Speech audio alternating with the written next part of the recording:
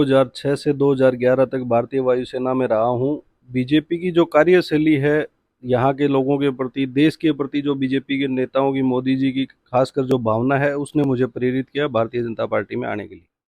यहाँ 2016 के बाद जब गाँव में पिछले 7 साल से आना जाना रहा, लोगों के बीच में गया, तो उनकी जो समस्याएं थी उसका समाधान नहीं हो रहा था। जो भी राजनेता यहाँ पे हैं वो ज़्यादातर लोगों को आज आ जाना, कल आ जाना, इस टाइप की बातें करके उनकी समस्याओं का समाधान नहीं कर रहे थे।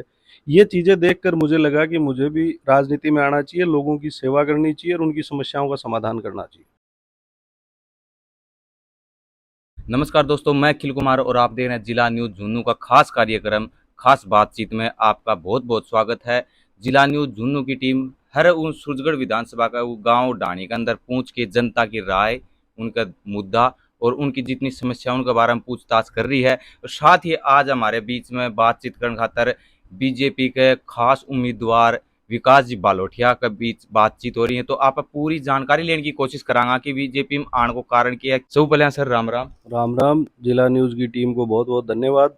तो मैं सब पहले बात कर लूँ बीजेपी की, तो ते बीजेपी में ही क्यों आया? देखिए, मैं 2006 से 2011 तक भारतीय वायुसेना में रहा हूँ। बीजेपी की जो कार्यशैली है, यहाँ के लोगों के प्रति, देश के प्रति जो बीजेपी के नेताओं की, मोदी जी की खासकर जो भावना है, उसने मुझे प्रेरित किया भारतीय जनता पार्टी में आने के लिए।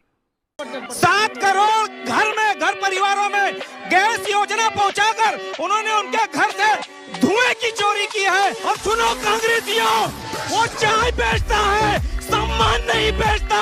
स्वाभिमानी है, स्वाभिमान नहीं बेचता। अरे स्वार्थ के लिए वो खानदान नहीं बेचता।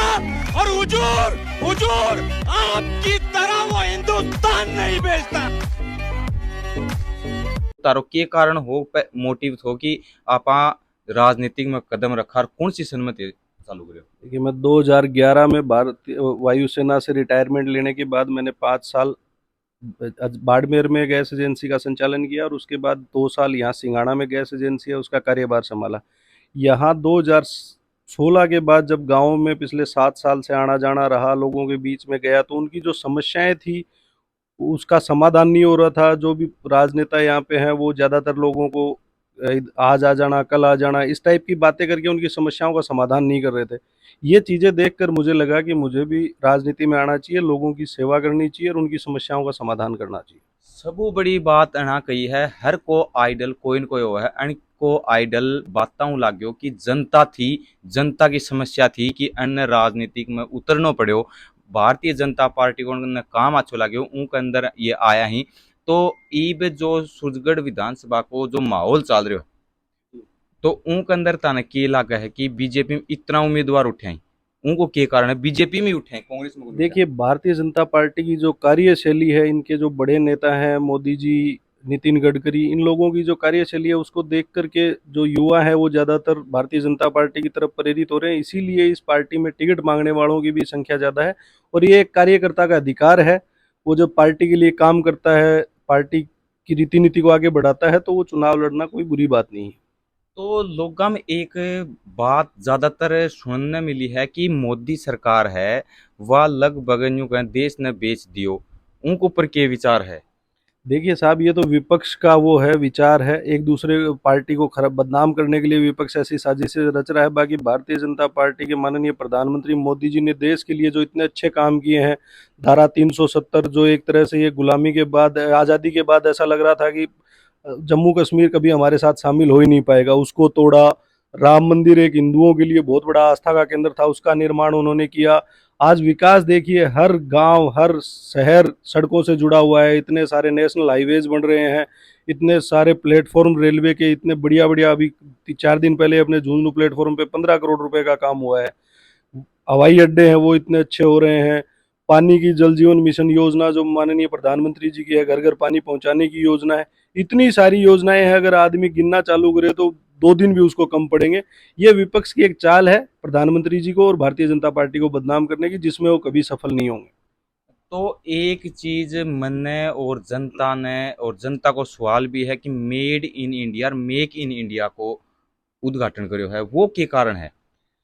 देखिए, मेक इन इंडिया एक बहुत अच्छा प्रोजेक्ट है। जो भी सामान भारत में काम में, बड़े हथियार हैं, चाहे वायुयान के पार्ट्स हैं, चाहे कितनी भी रेल इंजन के डिब्बे हैं, ये सारे के सारे भारत में अगर बनने लग जाएंगे तो यहाँ के लोगों को रोजगार मिलेगा।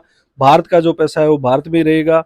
अब इससे पहले माननीय प्रधानमंत्री मोदी जी के आने से पहले हर चीज बाहर से मंगाई जाती थी। रेल के डिब्बे फ्रांस से खरीद लो, जापान से खरीद लो, चाइना से खरीद लो, सारा पैसा वो बाहर जा रहा था। अब पिछले 10 साल से जब से मोदी जी आए हैं, हर एक चीज उन्होंने यहाँ बनाने का प्रयास किया है, स्वरोजगार को बढ़ावा दिया है, ताकि यहाँ का पैसा यहाँ रुके और वो लोगों के काम आ सके। तो शुरू लेके अभी तक दो ही चुनाव जीत्या ही बीजेपी सरकार बनाई है। ऊ पहले कांग्रेस की सरकार ही, तो कांग्रेस सरकार की कोई अच्छो काम कौन करे? देखिए, कांग्रेस सरकार ने काम किए होंगे, अच्छे बुरे का नतीजा तो वो तो जनता ने जाना है, तभी भारतीय जनता पार्टी की सरकार बनी है। अब इतने सारे घोटाले जो कांग्रेस राज में हुए थे पिछले 10 साल से, आप न्यूज पत्रकार में काम कर रहे हैं, बाकी जनता भी है, कोई भी एक इंसान ये बता दो कि पिछले 10 साल में ये घोटाला हुआ है। सड़कें अब जो बन रही हैं, पहले की सड़कें देखो आप, उनमें रात में काम चल जाता था, सुबह वो सड़कें उखड़ जाती थी। इतने बड़े बड़े नेता कांग्रेस के घोटालों में शामिल रहे हैं, जिन पे ईडी और इन सारी संस्थाओं ने जांचें की हैं, काफ़ी सारे जेल में भी हैं। तो कांग्रेस का शासन भारत के लिए इतना अच्छा नहीं रहा। 1947 से लेकर 2013 तक का कार्यकाल आप देखें कांग्रेस का, 2014 से 2023 का भारतीय जनता पार्टी के माननीय प्रधानमंत्री मोदी जी का कार्यकाल देखें, 10 साल में जो भारत में विकास हुआ है वो पिछले 60 साल में नहीं हो पाया। अब मैं बात करूं अपने सूरजगढ़ क्षेत्र की, तो सूरजगढ़ क्षेत्र के अंदर भी कमल खिलेगो या हाथ ही रुक जाओ? सूरजगढ़ में कमल खिलेगा दोबारा। 2018 के चुनाव में भी भारतीय जनता पार्टी ने विजय हासिल की थी, और 2023 में भारतीय जनता पार्टी पूर्ण प्रचंड वोटों से सूरजगढ़ में जीतेगी। तो टिकट को के ख्याल है कि कैन मिलनी चाहिए, कैन नहीं मिलनी चाहिए? टिकट के लिए कार्यकर्ता प्रयास कर रहे हैं, मैं भी उनमें से एक हूं, और भी बाकी सारे कार्यकर्ता प्रयास करें। भारतीय जनता पार्टी का शीर्ष नेतृत्व जो तय करेगा जिसको भारतीय जनता पार्टी कमल का निशान देगी, सारे के सारे एकजुट होकर के कांग्रेस के खिलाफ चुनाव लड़ेंगे और भारतीय जनता पार्टी का कमल यहाँ से फिर खिलाएंगे। तो एक लास्ट मैं पूछूं कि यदि भारतीय जनता पार्टी आगे कोई ने भी टिकट मिल गई, तो कांग्रेस में हार हो या जीत में तो कौन बता सकू, जनता बतावे। तो उनके अंदर बीजेपी को के समर्थन रहेगो, और इब चुनाव भी आगा तो या और पूछूं कि आज की यूथ ने वोट कैन देना चाहिए, के सोच के देना चाहिए, के देख के देना चाहिए? आज के जो सूरजगढ़ क्षेत्र के युवा हैं और अपने जिले के भी युवा हैं, उन सबसे यही अपील है कि काम को देख करके, इंसान को देख करके वोट दें। भारतीय जनता पार्टी के पिछले 10 साल के कामों को देख करके, रोजगार की सुविधाओं को देख करके, और क्षेत्र में कांग्रेस के जो प्रत्याशी हमारे पिछले 15 साल से रहे हैं, उनके कामों में कभी मुकदमे दर्ज करवाना, लोगों के खिलाफ झूठी FIR करवाना, VCR भरवाना, जमीनों पे कब्जा करना, ये सारी चीजें देख करके मैं युवाओं से खासकर अपील करना चाहता हूं कि भारतीय जनता पार्टी को वोट दें और यहाँ से पुनः भारतीय जनता पार्टी का कमल का फूल के निशान को जिताएं। तो सूरजगढ़ में ते के लोगन के बताना चाहो कि भारतीय जनता पार्टी आवे या ना आवे, आगी तो ते उनके बारे में के करना चाहोगी भारतीय जनता पार्टी यो काम करा सके?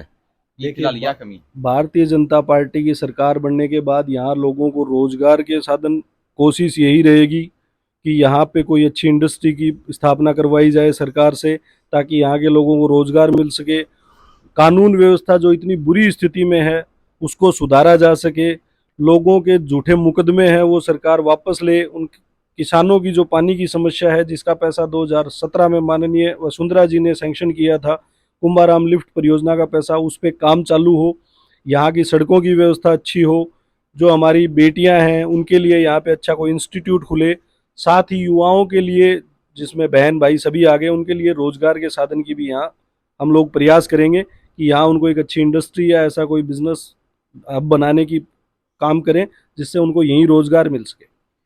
वीडियो ज़्यादा से ज़्यादा शेयर जरूर करियो और कमेंट करके या जरूर बताओ विकास जी के साथ करी गई बातचीत आने किसी की लगी। और नेक्स्ट वीडियो में मिलांगा नेक्स्ट कोई कार्यकर्ता के साथ। धन्यवाद।